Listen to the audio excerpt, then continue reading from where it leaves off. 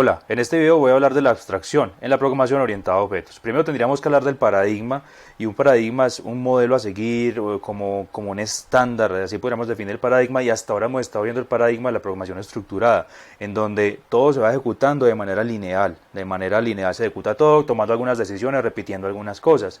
Pero imaginémonos cuando la programación se vuelve más compleja y por ejemplo tengamos que desarrollar una tienda virtual en donde tenemos usuarios, donde tenemos carrito de compras, donde tenemos vendedores. Entonces cada vez que se nos registre un usuario, empezar a programar otra vez todo lo del usuario. Cada vez que hagamos un carrito de compras, una compra específica, volver a poner todo el código de la compra específica.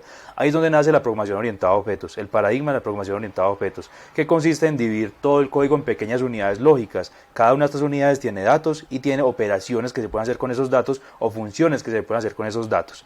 La primera parte de esa programación orientada a objetos es la abstracción, y para eso lo voy a explicar a través de un ejemplo. Por ejemplo, vamos a tomar esta Barbie que está en la mitad, que estoy señalando aquí, que está en la mitad. Vamos a mirar las características de esa Barbie. Entonces podríamos decir que es rubia, tiene una blusa blanca, tiene zapatos rojos, por ejemplo.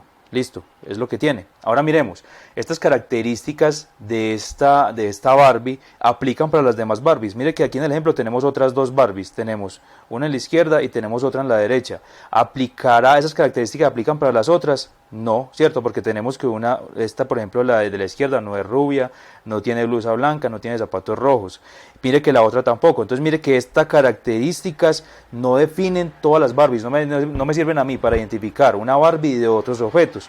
Para eso entonces existe la abstracción, que consiste en identificar patrones que identifiquen a ese objeto, una generalidad que lo identifiquen de los otros. Por ejemplo, la Barbie tiene un color de piel, ¿sí o no? También tiene un color de blusa, tiene también un color de zapatos,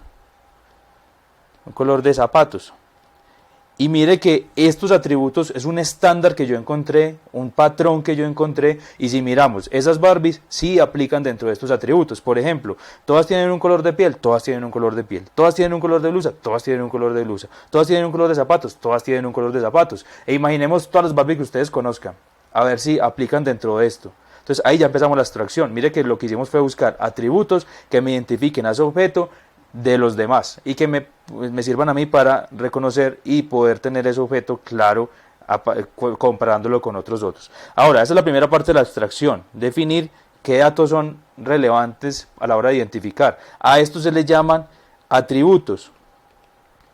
Entonces lo primero que tenemos que hacer es buscar atributos. Lo segundo que tenemos que hacer es buscar qué funciones tienen esas Barbies. Por ejemplo, podríamos decir que la Barbie puede mover las manos. La Barbie puede mover las manos siempre que tengamos las funciones, abro y cierro paréntesis para identificar que es una función. Luego digo que también puede saludar. Estoy aquí imaginándome cosas que podría hacer con la Barbie.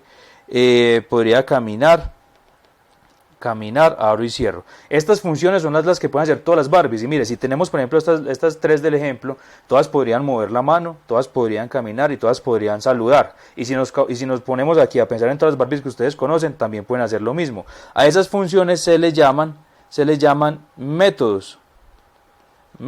Entonces, ¿en qué consiste la abstracción? En tomar un objeto, mirar el estándar que tiene, definir los atributos que tiene ese objeto y que lo diferencian de otros. Entonces ahí ya tenemos los atributos, que es la primera parte de la abstracción. Y segundo, mirar esas funciones que puedo hacer con esos atributos. Ese objeto, qué funciones puede hacer, y eso se llaman métodos. Entonces, la programación orientada a objetos, recuerden que es un paradigma que se trata de dividir todo el código en pequeñas partes lógicas, cada uno con sus datos y con sus funciones. Entonces ya sabemos que los datos son los atributos y las funciones son los métodos.